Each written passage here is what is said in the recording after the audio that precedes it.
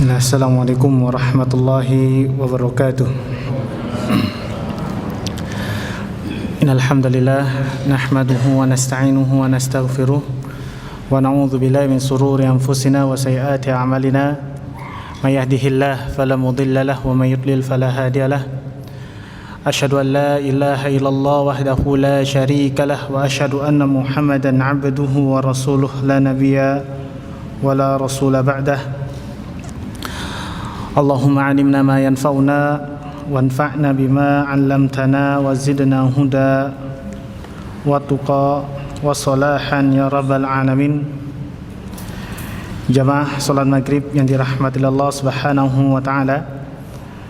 Yang pertama, kita ucapkan syukur kita atas nikmatnya Allah Subhanahu wa taala limpahkan terus menerus kepada kita, sehingga sampai kesempatan kali ini Allah masih mudahkan jalan kita dalam rangka beribadah kepada Allah Subhanahu wa taala. Kemudian salawat serta salam kita haturkan kepada Nabi Muhammad sallallahu alaihi wasallam dan para sahabatnya yang telah membersamai dakwah beliau. Kemudian jamaah yang dirahmati Allah Subhanahu wa taala, pada kesempatan kali ini insyaallah kita akan bersama-sama mengkaji satu buah kisah dari umat terdahulu. Kisah-kisah orang saleh adalah kisah-kisah yang diperintahkan oleh Allah Subhanahu wa taala kepada kita semua untuk kita ceritakan dan kita ambil hikmah dan pelajarannya. Dan kisah-kisah di Al-Qur'anul Karim banyak sekali yang kita bisa ambil hikmah dan pelajarannya.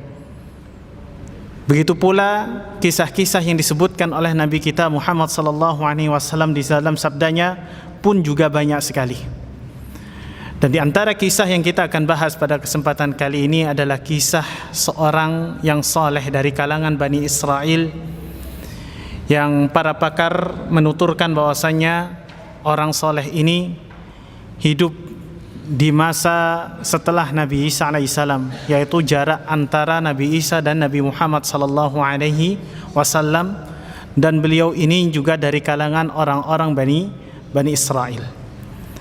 Kemudian jamaah yang dirahmati Allah Subhanahu wa taala, dan dituturkan banyak sekali ya riwayat-riwayat tentang kisah orang saleh ini yang bernama Juraij, ya, yang bernama Juraij. Banyak sekali riwayat dari Nabi kita Muhammad sallallahu alaihi wasallam yang menceritakan kisah beliau.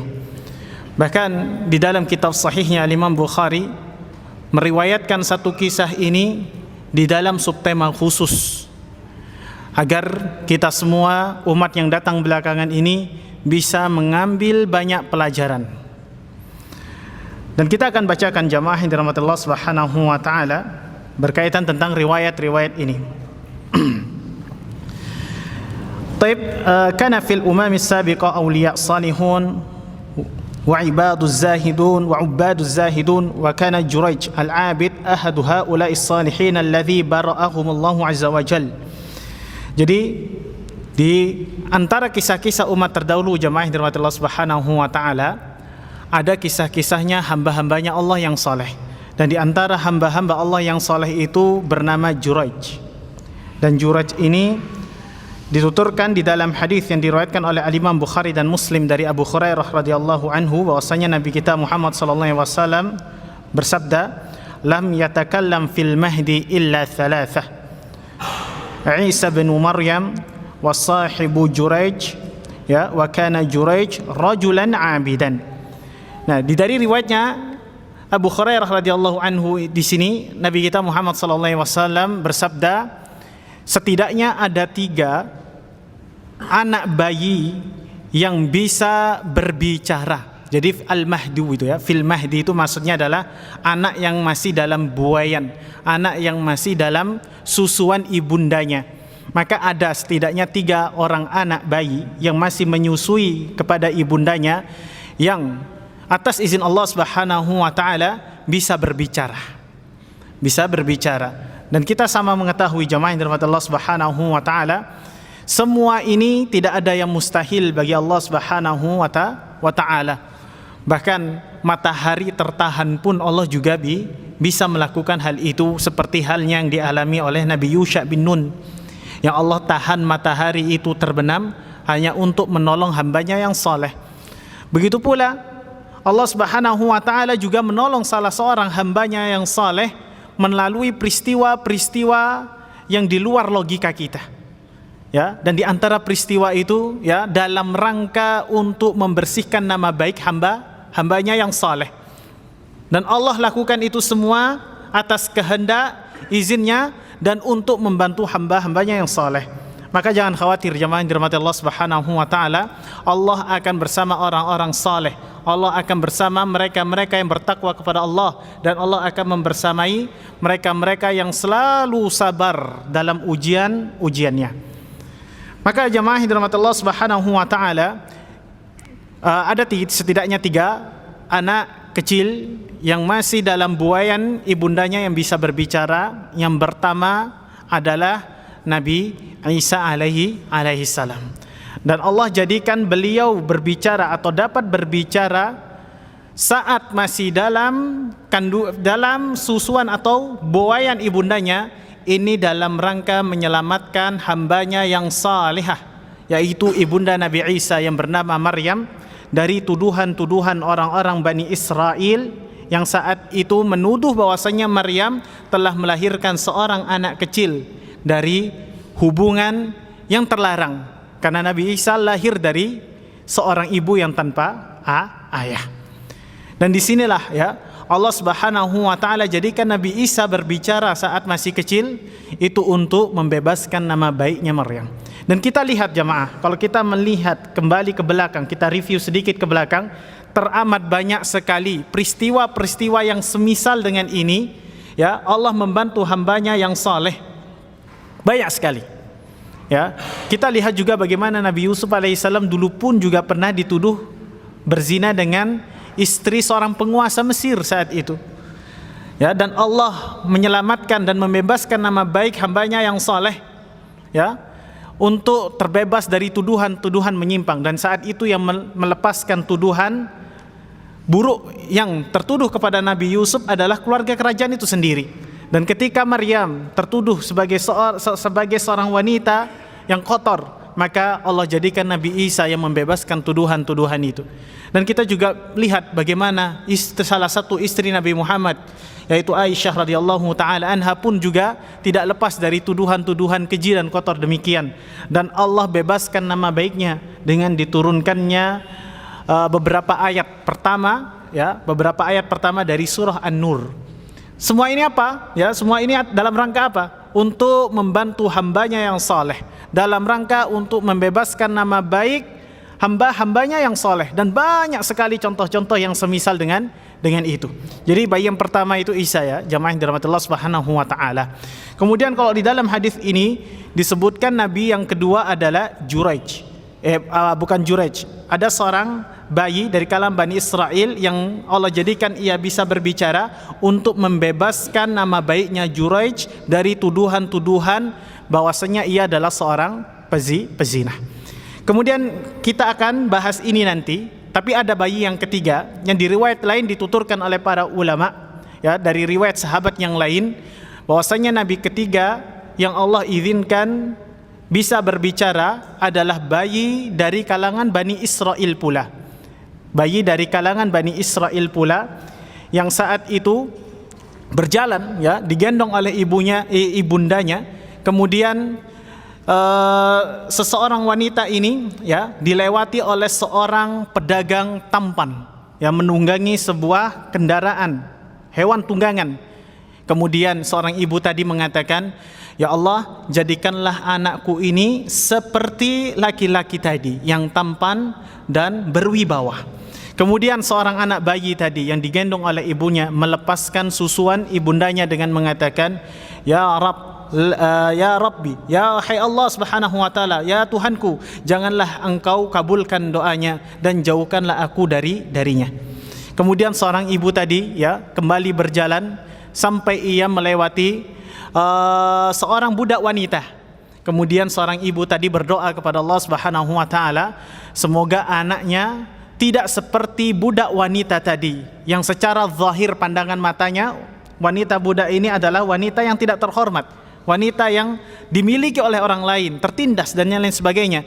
Tapi si anak bayi ini kembali melepaskan susuan ibundanya, kemudian berdoa kepada Allah, ya Rabb, janganlah engkau kabulkan doanya dan jadikanlah aku sepertinya. Kemudian seorang ibu tadi bertanya, kenapa engkau berbicara seperti itu, hai anakku? Ya, karena laki-laki yang tampan, yang berwibawa yang pertama kita lewati itu adalah jabbar, jabbar, yaitu orang yang bengis, orang yang zalim, sehingga aku tidak ingin jadi seperti dirinya. Sedangkan budak wanita tadi adalah seorang hamba Allah yang taat dan patuh kepada perintah-perintah Rabbnya. Ya, dan kita akan fokuskan ya pokok bahasannya pada seorang anak bayi di masanya Jurayj ini. Jadi ada 3 jamaah yang dirahmati Allah Subhanahu wa taala. Kemudian ada juga riwayat yang lain dikatakan oleh para ulama bahwasanya bayi yang ketiga yang bisa berbicara ketika masih kecil yaitu adalah seorang anak bayi pada masanya Ashabul Ukhdud, ya, yang di dalam Al-Qur'an diceritakan kisahnya qutila ashabul ukhdud an-nari dzatil waqud idzum 'alaiha qu'ud. Itu adalah kisah ya orang-orang Nasrani, orang-orang Nasara yang dihabisi oleh penguasa zalim di negeri Yaman dari kalangan Bani Israel. Kemudian dari kalangan orang-orang yang dihabisi oleh raja yang zalim di masa itu adalah seorang wanita yang sedang menggendong anaknya yang masih kecil. Ya, hendak dimasukkan ke dalam parit yang di dalamnya berisikan api yang menyala dan berkobar. Kemudian seorang anak tadi mengatakan kepada ibundanya, ya, janganlah takut, sesungguhnya Allah telah persiapkan tempat bagimu, ya, tempat bagimu nanti di surga. Kemudian akhirnya seorang ibu itu pun masuk ke dalam parit yang di dalamnya berisikan api yang berkobar bersama anaknya. Ya, jadi konon itu juga anak kecil yang bisa berbicara masih kecil. Tapi para ulama yang mengatakan bahwasanya anak kecil atau anak bayi yang ada di masanya Ashabul Ukhdud tadi adalah anak yang sudah pada masa tidak menyusui lagi. Karena di dalam hadis ini dikatakan lam yatakallam fil mahdi illa thalathah, dan tidak berbicara seorang anak kecil pada masa masih disusui ibundanya kecuali 3. Dan kita sudah bahas tadi ya. Nah, di sini kita akan mulai membahas kisahnya Jurayj, ya. Kisahnya Jurayj, seorang hamba Allah yang saleh di masa Bani Israel itu. Di sini katakan ya, fattakhadha sawma'atan fakana fiha fa'atathu ummuhu wa huwa yusalli faqalat ya Jurayj faqala ya Rabb ummi was-salati fa'aqbala ala salatihi fansarafat falamma kana min al-ghad atathu wa huwa yusalli faqalat ya Jurayj faqala Rabb ya Rabb ummi was-salati fa'aqbala ala salatihi fansarafat falamma kana min al-ghad atathu wa huwa yusalli فقالت يا جريج فقال أي رب أمي وصلاتي فأقبل على صلاته فقالت اللهم لا تمته حتى ينظر إلى وجوه المومسات فتذاكر بنو إسرائيل جريجا فتذاكر بنو إسرائيل جريجا وعبادته وكانت امرأة يتمثل بحسنها ya ila akhiri ar-riwayah. Ya, jadi kita akan persingkat riwayatnya. Di sini dikatakan jamaah yang dirahmati Allah Subhanahu wa taala. Jadi dikatakan bahwasannya Jurayj ini adalah hamba-Nya Allah yang saleh dari kalangan Bani Israel, membuat sebuah kuil atau tempat ibadah di dataran yang tinggi. Dan Jurayj ini menyendiri pada tempat ibadah tadi. Suatu hari ibunya Jurayj ini memanggil beliau dalam keadaan saat itu ia masih sholat. Ya, dipanggil oleh ibunya, ya Jurayj, ya Jurayj. Ya, si Jurayj bimbang. Ini saya menyeru seruan ibu saya, apakah saya harus lanjutkan sholat saya? Ya, akhirnya ya kecondongan hatinya Jurayj tetap melanjutkan sholatnya dan mengabaikan seruan ibundanya. Besok harinya Jurayj pun dipanggil juga, Pak, yang kedua kalinya oleh ibundanya. Ya, peristiwa di hari pertama pun sama. Di hari yang kedua, Jurayj dalam keadaan sedang beribadah, sedang sholat, ya, dan saat itu bimbang hatinya, harus menyeru atau memenuhi panggilan ibundanya ataukah tetap melanjutkan sholat. Sampai hari yang ketiga, dan itu dilakukan selama 3 kali. Jurayj ini tidak memenuhi panggilan ibundanya dan lebih tetap memilih melanjutkan solat dan ibadahnya kepada Allah Subhanahu wa taala. Sampai di hari ketiga ibundanya ini jengkel jemaah. Ya, sampai-sampai ibundanya nyumpahi. Ya, semoga ya Allah janganlah kamu matikan anak saya ini yang namanya Juraij sebelum ya ia disentuh oleh wanita pezina. Ya, maksudnya didoakan buruk oleh ibundanya. Didoakan buruk oleh ibundanya. Dan benar saja, suatu ketika ada seorang wanita pezina di masa itu mencoba memasuki kuilnya Juraij, merayu dan mengajaknya ia berzina. Tapi karena Juraij ini adalah hamba Allah yang saleh dan bertakwa, akhirnya ditolaklah pinangan dan ajakan wanita tadi. Sampai akhirnya wanita yang mengajak Juraij untuk melakukan hubungan terlarang ini sakit hatinya. Ya, sakit hatinya, turunlah ia dari tempat di mana Juraij itu mengasingkan diri. Kemudian ya dia bertemu dengan seorang laki-laki pengembala sapi. Dan akhirnya ia melakukan hubungan terlarang dengan si pengembala sapi ini sampai dia hamil dan melahirkan seorang anak. Dan orang-orang saat itu ya mengatakan, dari manakah anak ini lahir? Siapa bapaknya? Dan wanita ini mengatakan ini adalah anaknya Juraij. Padahal wanita ini tidak berhubungan dengan Juraij, tapi dia memfitnah bahwasanya ini adalah anaknya Juraij. Karena sebab tuduhan yang keji tadi itulah membuat seluruh Bani Israel itu marah. Ya, marah, mendatangi tempat ibadahnya Juraij, kemudian melempari dan membakar kuil atau tempat ibadahnya. Ya, tempat ibadahnya, sampai kemudian Juraij ini disidang oleh penguasa atau tokoh dari kalangan Bani Israel di masa itu. Ya, kenapa melakukan hal demikian? Dan Juraij ya kemudian bertanya kepada anak kecil yang digendong ibundanya yang menuduh Juraij itu berzina dengan mengatakan, man abuka ya bunai, siapakah ayahmu ini wahai bayi.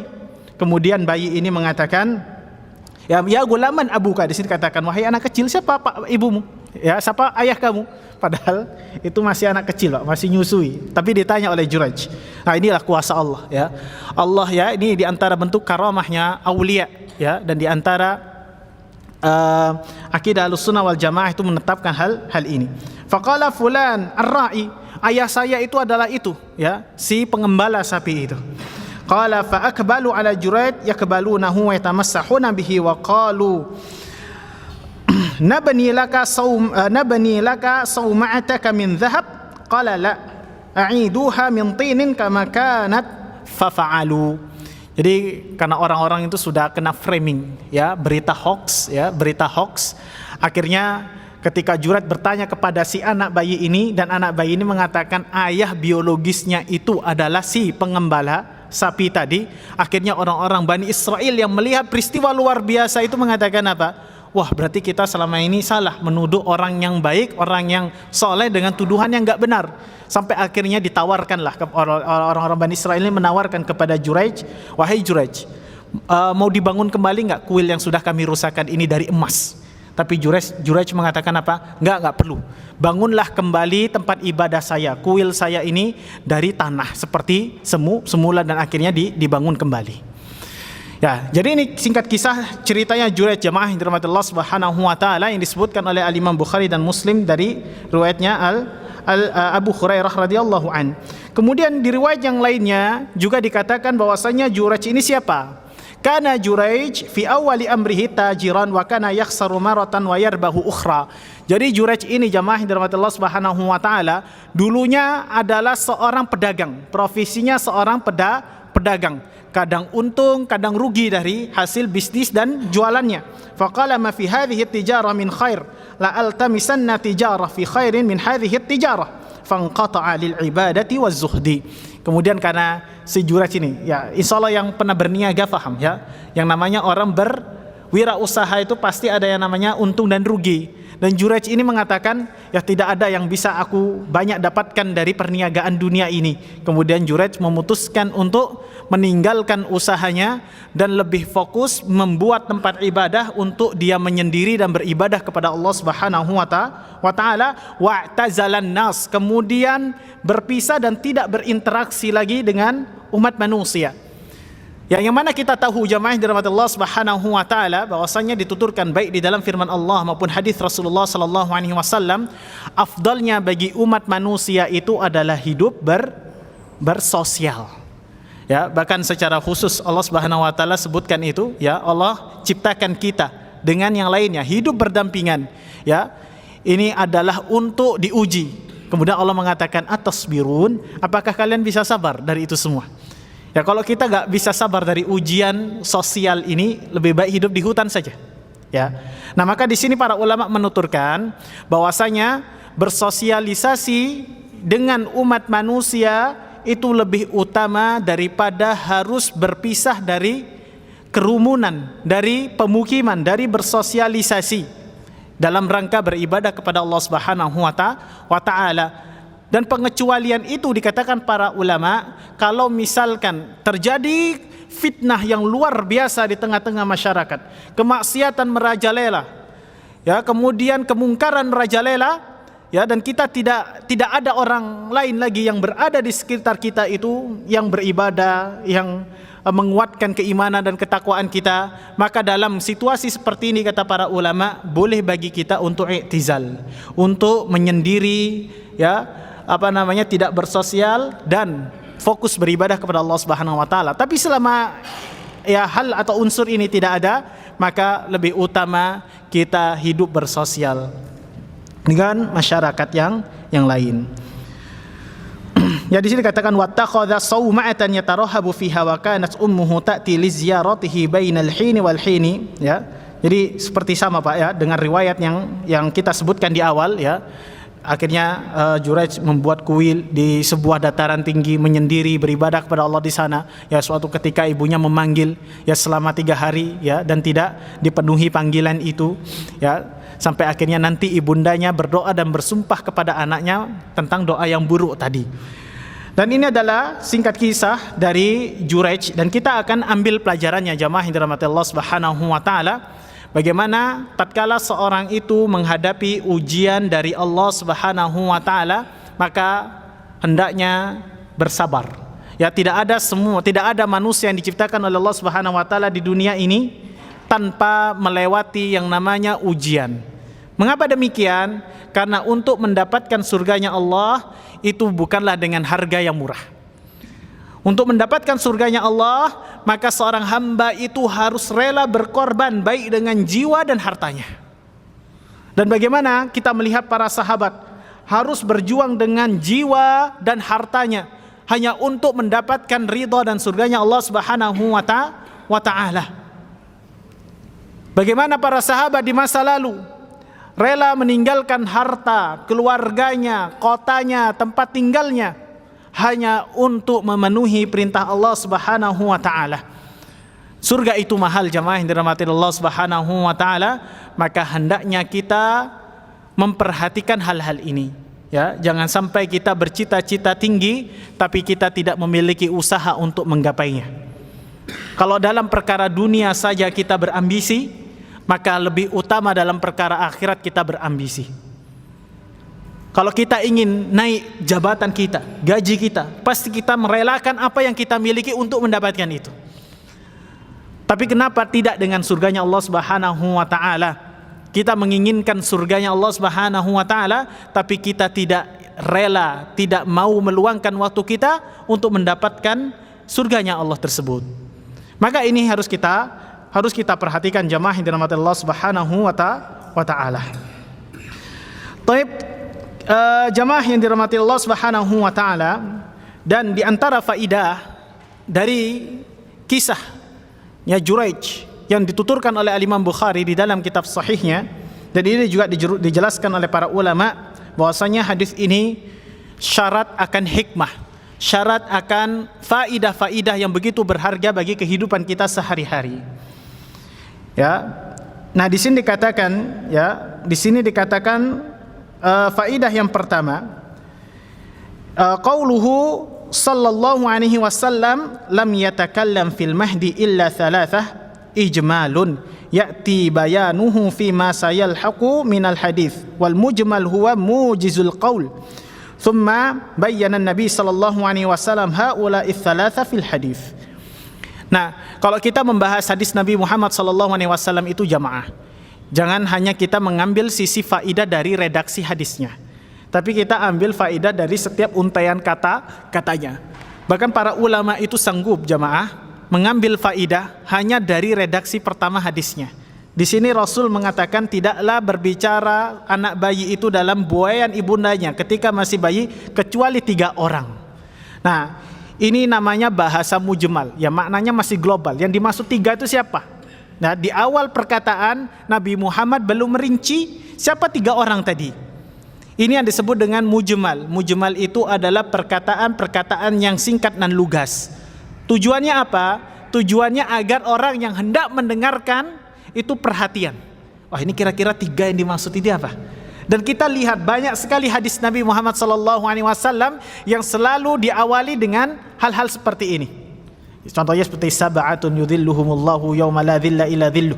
Ada 7 orang atau 7 golongan yang kelak nanti pada hari kiamat, pada hari kebangkitan akan mendapatkan naungan dari Allah yang tidak ada naungan lagi ya selain ya naungan dari Allah Subhanahu wa taala. Disebutkan dulu 7 orang ini siapa?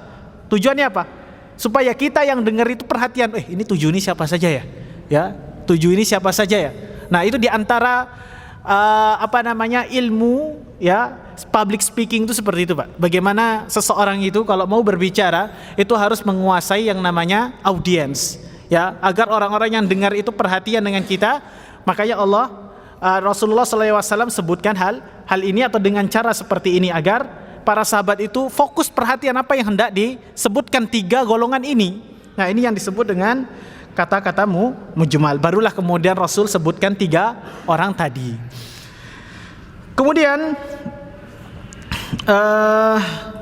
Kemudian ya banyak sekali faedah. Kemudian faedah yang berikutnya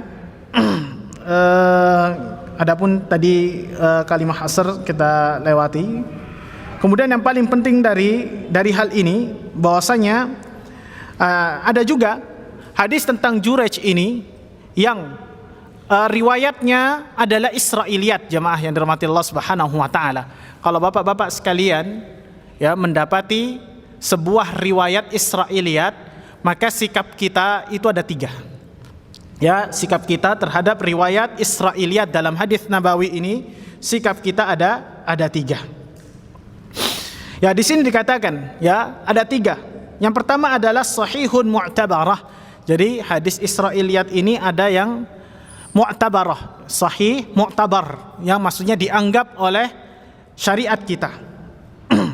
Kapan riwayat-riwayat Israiliyat yang berasal dari orang-orang Bani Israel ini dianggap dan dilegitimasi oleh agama kita? Yang pertama, tatkala sanad itu diriwayatkan atau dinukilkan dengan sanad yang sahih dari Nabi Muhammad sallallahu alaihi wasallam. Kemudian yang kedua, ada yang namanya riwayat Israiliyat itu bentuknya dhaifah mungkarah. Ya, lemah, mungkar, dan yang seperti ini tidak bisa kita jadikan hujjah atau dalil, jemaah. Ya, tidak bisa kita jadikan hujjah dan dalil. Kemudian yang ketiga, manukila an ahlil kitab min kutubihim au min khilali ba'dhi man aslama minhum. Ya, kemudian bentuk dari Israiliyat yang ketiga, yaitu yang dinukilkan atau diriwayatkan oleh ahlul kitab yang memeluk Islam, sedangkan ya riwayat itu tidak menyelisihi pokok-pokok Islam, ya, pokok-pokok Islam. Kemudian pelajaran yang berikutnya di sini ada pelajaran tentang bayan ya annal ikhtilat afdal minal uzlah illa idza kana fi ikhtilat syarr. Bahwasanya sosial tadi sudah kita sebutkan ya, bahwasanya bersosialisasi dengan umat manusia, dengan orang banyak itu lebih utama daripada harus kita menyendiri dalam rangka beribadah kepada Allah Subhanahu wa taala. Dan tadi juga sudah kita jelaskan, Pak, ya, wal uzlatu khairun idza kana fil ikhtilati syarrun. Bahwasanya mengasingkan diri ya dalam rangka beribadah kepada Allah itu lebih utama diperbolehkan kalau misalkan kita bersosialisasi dalam lingkungan yang sangat-sangat banyak fitnah dan maksiat, dan kita nggak bisa menghindari itu, ya. Maka al-uzlah itu atau mengasingkan diri itu lebih utama. Tapi selama unsur ini tidak ada, maka berinteraksi dan bersosialisasi dengan umat manusia, orang sekeliling kita, itu lebih utama bagi kita. Kemudian di sini ada istilah rahbaniyah jamaah. Apa bedanya rahbaniyah dengan al-i'tikaf? Ya, rahbaniyah dengan al-i'tikaf. Al-i'tikafu sunnatun nabawiyyatun wa huwa luzumul makath fil masjidi biniyati taqarrub ila Allah Ta'ala. Kalau i'tikaf itu artinya adalah kita menyendiri di rumahnya Allah Subhanahu wa taala dalam rangka mendekatkan diri kita kepada Allah Subhanahu wa taala. Wal i'tikafu luzumun muaqqatun ghairu daim. Sedangkan i'tikaf itu kita mengasingkan diri di rumahnya Allah dalam rangka bertaqarrub kepadanya dalam waktu atau jangka waktu tertentu. Jadi memang permasalahan iktikaf ini nanti ada khilaf di kalangan para ulama jamaah yang dirahmati Allah Subhanahu wa taala. Adapun Imam Syafi'i, ya, itu mengatakan orang yang duduk di dalam masjid kemudian niat duduknya itu untuk beriktikaf walaupun hanya beberapa jam atau menit, itu sudah terhitung pahala i'tikaf.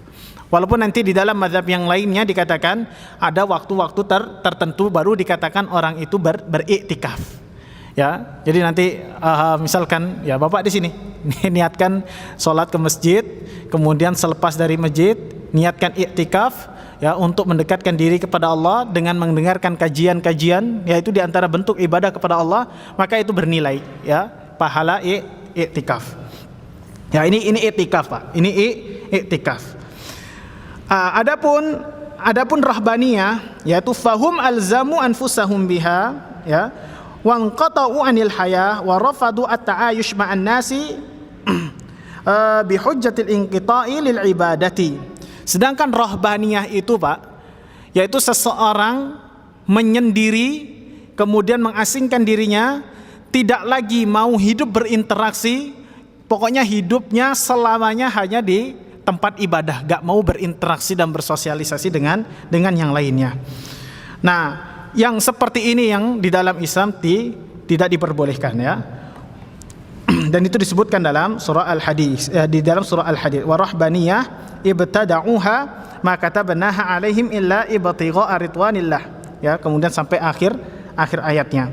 Dan tadi sudah kita jelaskan, Pak, ya, bagaimana lebih utamanya seseorang itu bersosialisasi atau tidak. Maka jawabannya lebih utama bersosialisasi selama unsur atau kalau sosialisasi itu tidak ada maksiat, tidak ada sesuatu atau unsur yang menjauhkan kita dari Allah Subhanahu wa taala, maka bersosialisasi lebih utama. Kemudian yang berikutnya adalah dalam perkara jawaz ittikhadhi makanin lil ibadah. Bolehnya kita memilih suatu tempat untuk kita jadikan tempat ibadah. Bahkan di berbagai macam hadisnya Rasulullah sallallahu alaihi wasallam pernah bersabda, ya, saat itu disebutkan dari Anas bin Malik, qala hadatsani Mahmud bin Rabi' an Itban bin Malik qala qadimtu al-Madinata. Ya, jadi dari Itban bin Malik, ya, pernah mengatakan saya pernah datang ke kota Madinah. Falaqitu Itban. Kemudian aku bertemu dengan Itban. Faqultu hadithun balaghani anka qala asabani fi basari ba'du syai'i fa ba'athtu ila Rasulillah sallallahu alaihi wasallam, ya, anni uhibbu an ta'tiyani fatusalli fi manzili fattakhidhu musalla. Jadi salah seorang sahabat Nabi Muhammad itu pernah sakit matanya, gak bisa ngelihat. Kemudian meminta kepada Rasulullah SAW untuk menjadikan salah satu ruangan di rumahnya itu tempat untuk melaksanakan sholat. Ya, kalau Bapak di rumah, ada rumah, kemudian ya satu kamarnya dijadikan tempat musola misalkan, itu tidak mengapa. Walaupun afdalnya seseorang laki-laki itu tetap datang ke rumah. Ya, misalkan kalau nanti ada tamu, Pak, apalagi yang ibu-ibu, ya, maka disediakan tempat untuk sholat, itu tidak mengapa di dalam rumah kita. Kemudian faidah yang kedua yaitu birrul walidain, yaitu berbakti kepada kedua orang tua. Nah, di antara faidah yang kita bisa ambil di sini yaitu berbakti kepada kedua orang tua kita. Bagaimana tadi, Pak? Ya, Juraij itu mengabaikan seruan ibundanya saat dia sedang beribadah kepada Allah Subhanahu wa taala. Seperti halnya yang sudah kita ketahui bersama bahwasanya berbakti kepada orang tua itu adalah hal yang mutlak dan kewajiban bagi kaum muslimin seluruhnya tanpa terkecuali. Ya, dan bahkan kita dilarang oleh Allah Subhanahu wa taala hanya mengucapkan kepada keduanya. Ya, mengucapkan saja nggak boleh, apalagi mukul. Dan yang lebih parah dari itu apa? Membiarkan kedua orang tua kita sengsara, bahkan mati dalam keadaan sengsara sedangkan kita dalam keadaan berada. Itu kata para ulama lebih besar mudaratnya daripada hanya sekedar mengucapkan Ya, mengucapkan saja nggak ada, apalagi mukul yang lebih parah dampaknya, apalagi menelantarkannya sampai keduanya wafat sedangkan kita dalam keadaan berada. Itu lebih parah dampaknya daripada hanya mengucapkan saja. Ini luar biasanya syariat kita jamaah yang dirahmati Allah Subhanahu wa taala membahas tentang detail sampai seperti itu. Kemudian di antara hadis Nabi yang menyebutkan tentang keutamaan berbakti kepada orang tua, ya, ketika salah seorang sahabat Nabi bertanya kepada Rasulullah sallallahu alaihi wasallam, ayyul amali ahabbu ilallah? Ya, amalan apa yang dicintai oleh Allah Subhanahu wa taala? Qala as-salatu ala waqtiha, yang pertama adalah salat tepat waktu. Qala thumma ayyu? Ya, qala, kemudian apa lagi ya Rasulullah? Kemudian Rasulullah sallallahu alaihi wasallam menjawab, birrul walidain, yaitu berbakti kepada kedua orang tua. Kemudian ditanya lagi, apa lagi ya Rasulullah? Kemudian Rasulullah menjawab, al jihad fisabilillah, ya, jihad di jalan Allah Subhanahu wa taala. Taib. Kemudian bagaimana Ustadz kalau seandainya birrul walidaini kita ini dihadapkan dengan ibadah yang sedang kita laksanakan, mana yang lebih utama kita laksanakan? Seperti halnya Juraij tadi, ya, dipanggil ibunya dalam keadaan sedang beribadah kepada Allah. Mana yang lebih utama, Pak? Memenuhi panggilan ibu kita, orang tua kita, apa tetap beribadah kepada Allah Subhanahu wa taala? Kira-kira Bapak-bapak sekalian di sini, kalau di posisinya Juraij gimana? Gimana, Pak? Sedang sholat tapi dipanggil. Tetap sholat atau batalin? Di sini ada khilaf, ya. Tetap sholat katanya, insyaallah, ya. Nah, di sini kita akan bahas. Ya, di sini ada khilaf di kalangan para ulama. Ada yang mengatakan yang pertama, ya, perkara seperti ini adalah kalau misalkan seseorang itu sedang sholat sunnah, sedangkan saat itu dia dipanggil oleh ibundanya atau orang tuanya, maka hendaknya dia membatalkan sholat sunnahnya untuk memenuhi panggilan ibunya. Ya. Tapi permasalahannya kalau sholatnya wajib gimana? Ya, di sini para ulama berbeda pendapat. Ada yang mengatakan tetap lanjutkan sholatnya, ya, dengan cara mentakhfif sholatnya, meringankan sholatnya jamaah. Ya, jangan ibunya manggil bacanya Al-Baqarah. Wah, ini nanti saya disuruh nyapu ini. Dibacalah Al-Baqarah, jangan. Ditakhfif, Pak, diringankan sholatnya, baca surah-surah yang ringan. Kemudian selesai sholatnya cepat, kemudian memenuhi panggilan orang tuanya. Ada juga yang mengatakan dibatalkan juga, ya, untuk memenuhi panggilan ibundanya, barulah kemudian dilanjutkan lagi sholatnya. Wallahu alam bishawab dalam hal ini, Pak, ya. Kalau misalkan sholat sunnah bisa dibatalkan, ya, sholatnya. Tapi kalau misalkan dalam keadaan sholat wajibnya diringankan, kemudian setelah itu memenuhi panggilan kedua orang tuanya. Sudah selesai, Pak, ya, waktunya, ya. Ini sebenarnya masih banyak faedah lagi. Ya, mungkin kita cukupkan sampai di sini karena sudah memasuki waktu Isya. Ya, mungkin di lain kesempatan bisa kita sambung lagi kajian kita yang seperti ini. Hadza ma uridu qaulahu subhanakallahumma wa bihamdika asyhadu an la ilaha illa anta astaghfiruka wa atubu ilaik. Assalamualaikum warahmatullahi wabarakatuh.